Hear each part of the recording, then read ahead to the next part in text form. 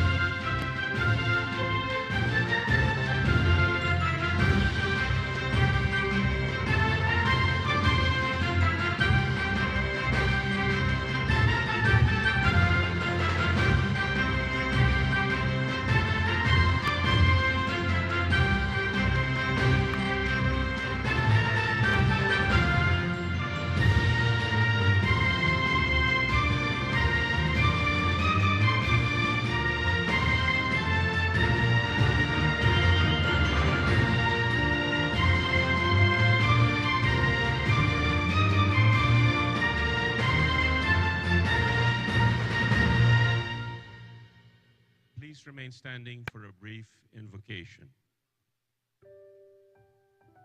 Dear God of the universe, we thank you for gathering us together this morning. We thank you for the gift of our maritime resources, which have benefited mankind since the beginning of time. May we, as your stewards, continue to work for the protection of the seas and the preservation of life for all who traverse it. May the commerce that is generated bring about a fair and equal distribution of benefits to all. May our minds be filled with wisdom and our hearts with compassion as we continue to work for prosperity among nations. This we pray in your most holy name. Amen. You may now be seated.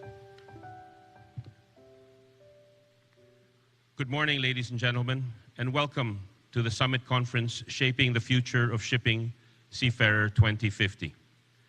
To formally begin our program, may we call on the International Chamber of Shipping Chairman, Emmanuel Grimaldi, to deliver his welcome remarks.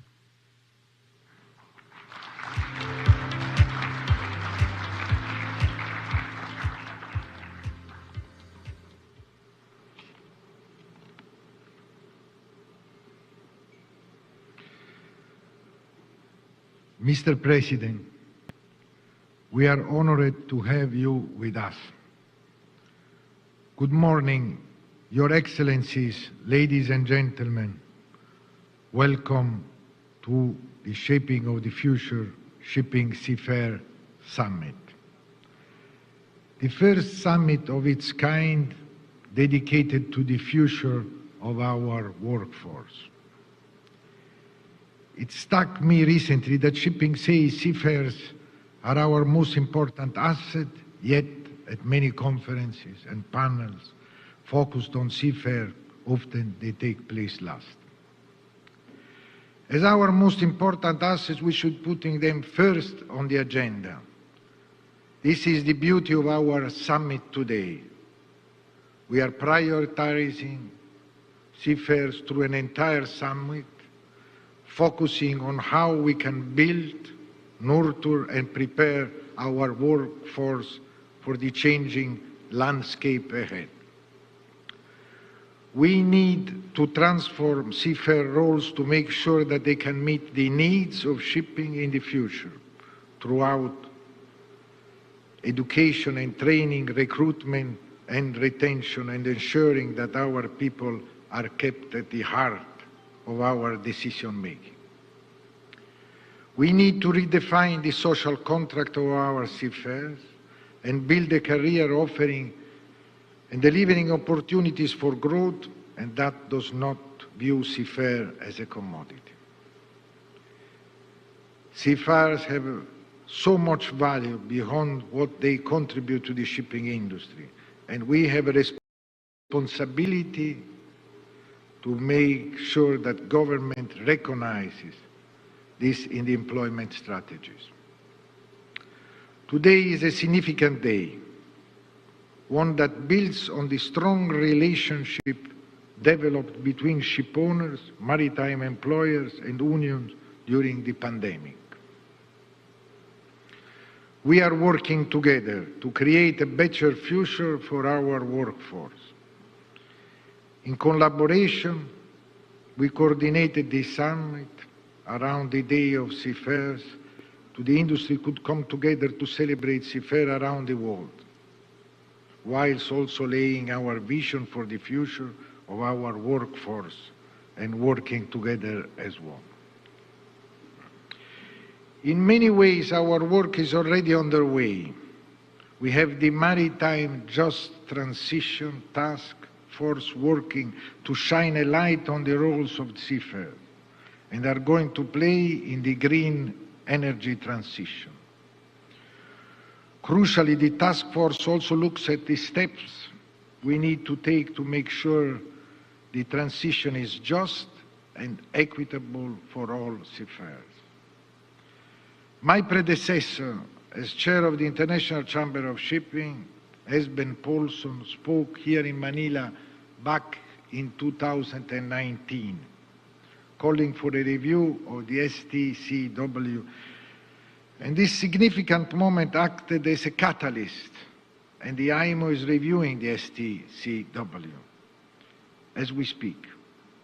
Revisions were made in 2010 in the form of the Manila Amendments, but a full-scale review has not yet been carried out over 25 years.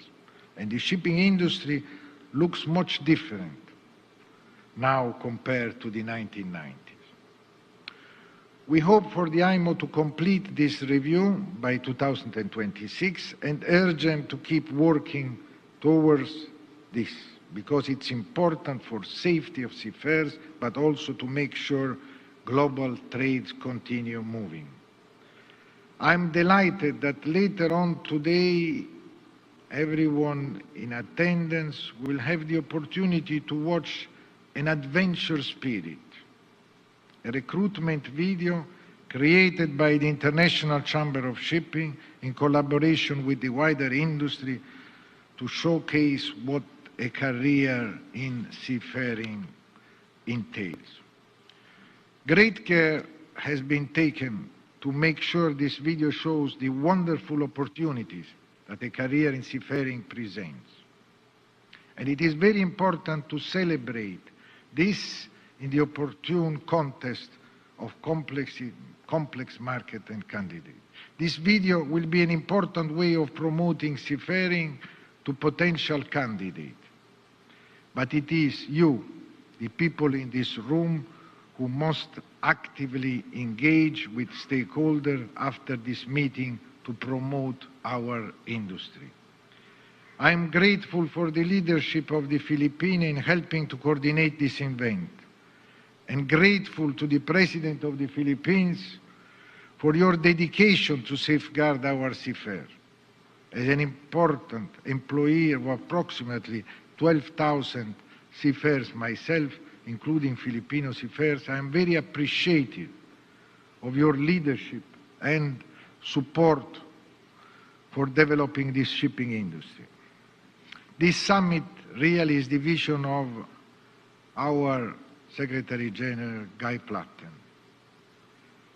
Not long ago in Sharm, Guy, Stephen, Cotton, and I have been discussing about this important event. Unfortunately, Guy is unable to be with us today, but our thoughts are with him and his family during this very difficult time. I know that Guy wants us to carry on working together to tackle this most pressing issue of our industry, so let us make this a great success. I wish all a productive day. Thank you very much. Thank you very much, Mr. Grimaldi. May we invite everyone now to direct your attention to the screens for a short video presentation on the Seafarer 2050.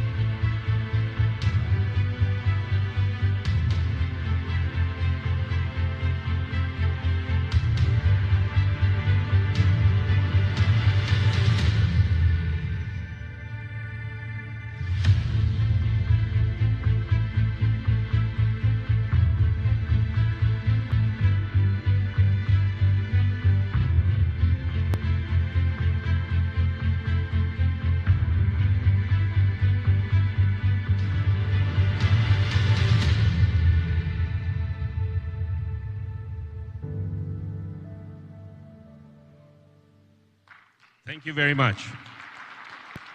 May we call on Transportation Secretary Jaime Bautista to introduce our guest of honor. Ladies and gentlemen, the President of the Republic of the Philippines, His Excellency Ferdinand R. Marcos Jr.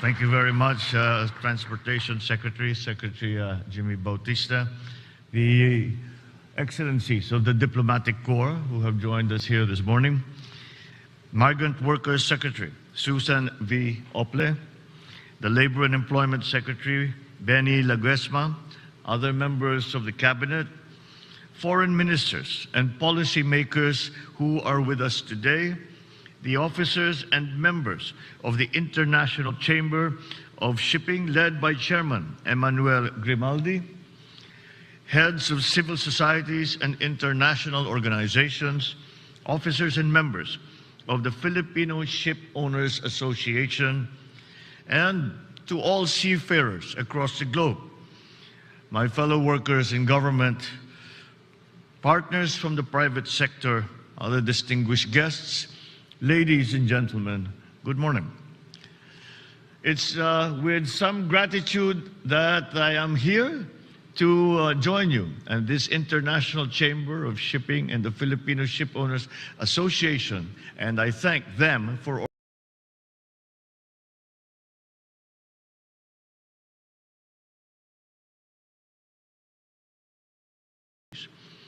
over a millennium.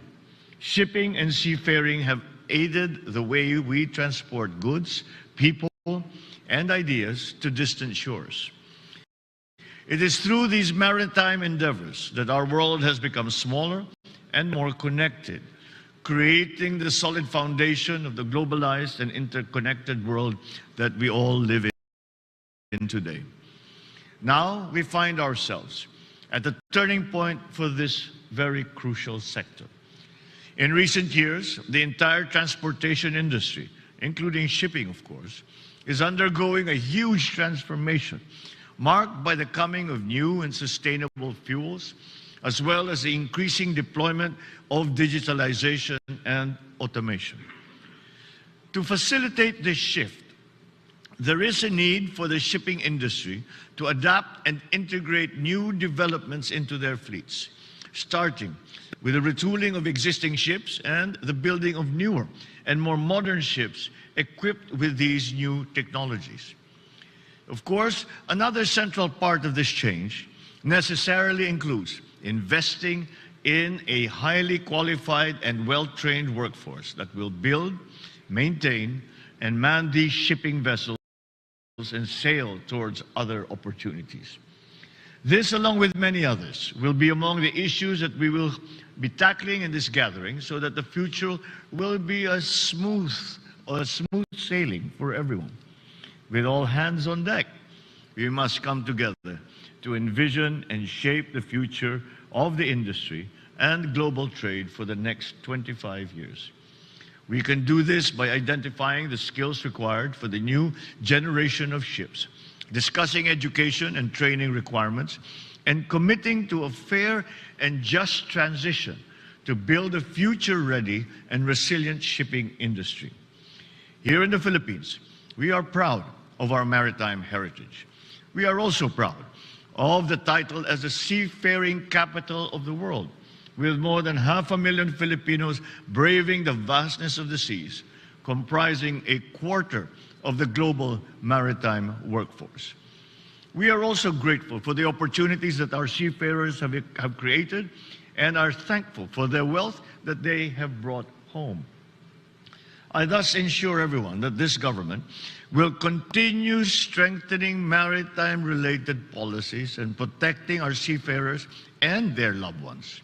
As President, I reiterate my directive to the Maritime Industry Authority and the Commission on Higher Education to work closely with the shipping industry on the upskilling and reskilling of Filipino seafarers to prepare them for the shift of ocean-going vessels from using conventional fuel sources to green ammonia between 2030 to 2040. Moreover, I enjoin all national government agencies, multi-layered organizers, and private stakeholders to work together in identifying strategies to ensure the availability of skilled workers to fulfill the requirements of the shipping industry. This is expected to significantly increase by the year 2050. 2050 may sound distant for now, but in the language of the seas, it will arrive in almost a heartbeat. Thus, it is vital that we now embark on a long-term, tangible, and sustainable effort that will address the many demands of the maritime sector in the years to come. I am confident that with all of us working together, we will navigate the turbulent tides ahead and chart a course towards a stronger and sustainable tomorrow for seafarers and the global community. May the winds be fair and the seas be kind to us as we embark on this journey together. Thank you all very much and good morning. Thank you, Mr. President. At this point, may we request the President to kindly grant us a photo opportunity. First, may we call on stage the members of the Diplomatic Corps. Local and foreign ministers and policymakers will follow. Please stand by.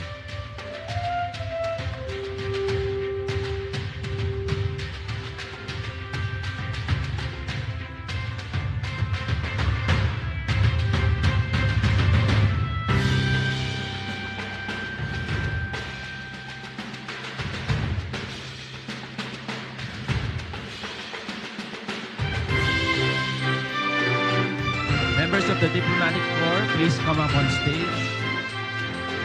May I request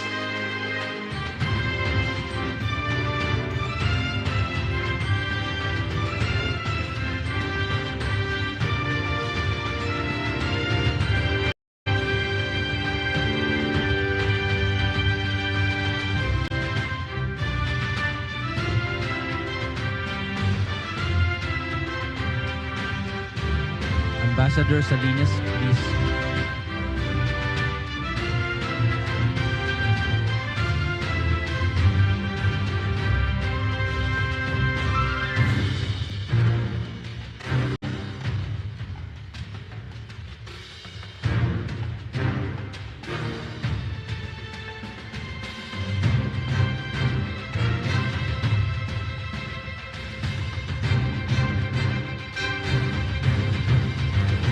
Thank you very much. First, ma'am.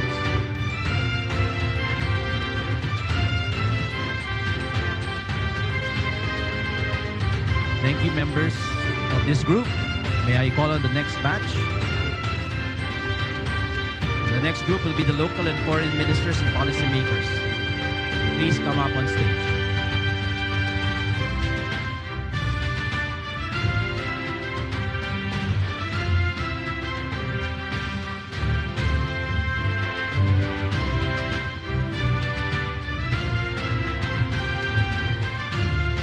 Second group, local and foreign ministers and policymakers.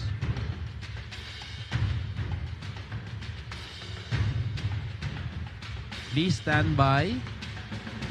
The next group will be the ICS members.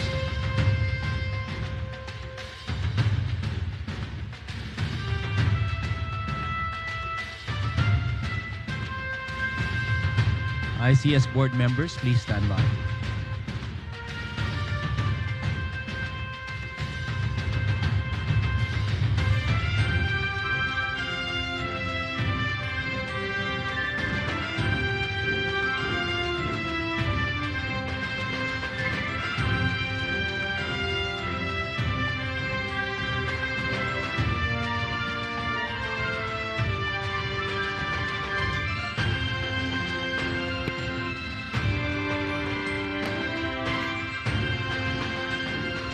Thank you very much, ladies and gentlemen, of this group.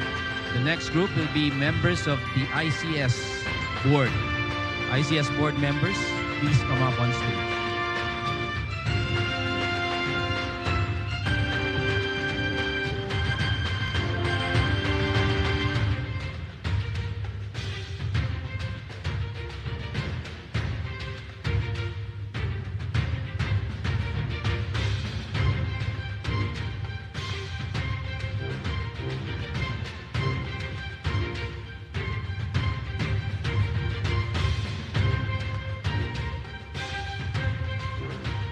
FSA board members,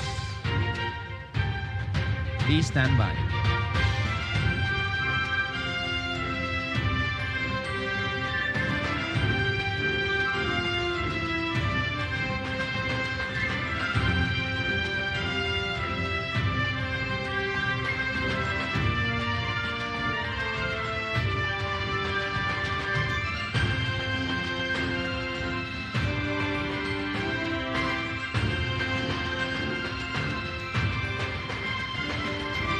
Thank you very much. Please exit to your right.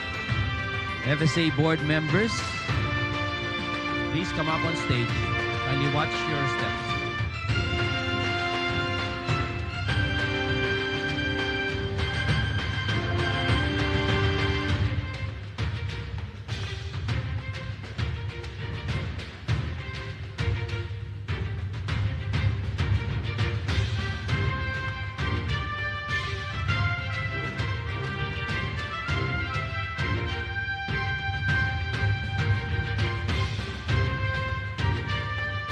Heads of civil societies and international organizations, please stand by.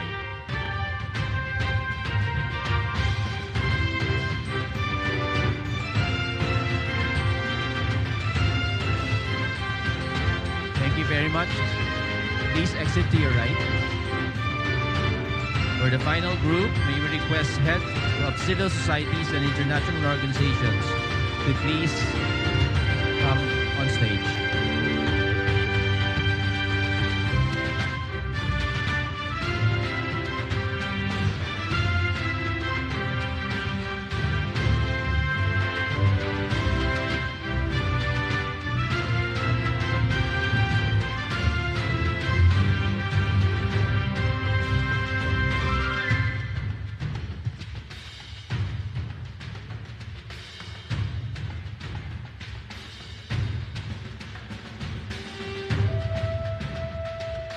As soon as this group is done, we shall have the group photo for everyone in the hall.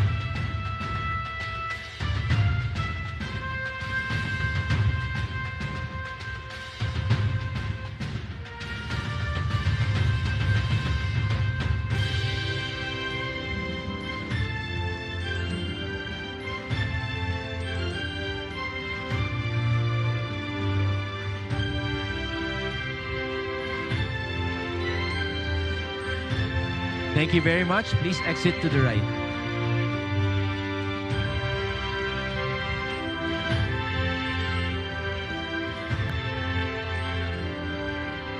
At this point, may we request His Excellency to kindly grant us a photo opportunity for all of the other attendees of the conference.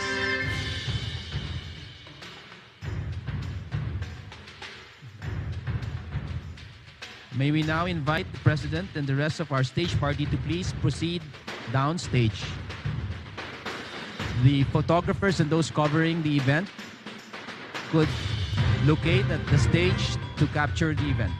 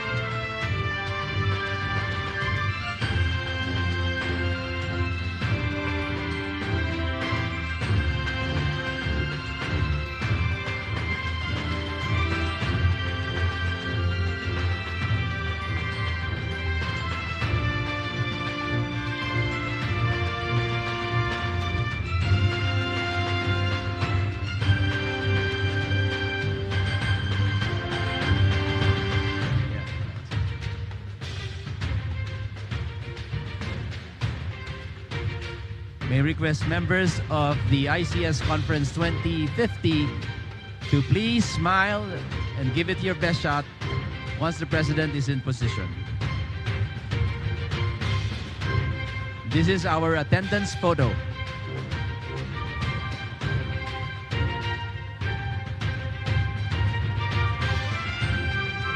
Okay? Please face the camera, give it your best smile.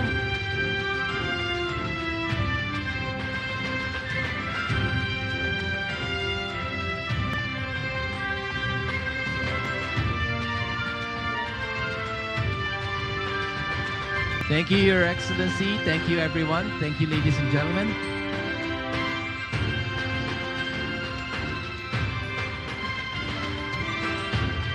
That photo opportunity concludes our program. Thank you very much to the President's Party.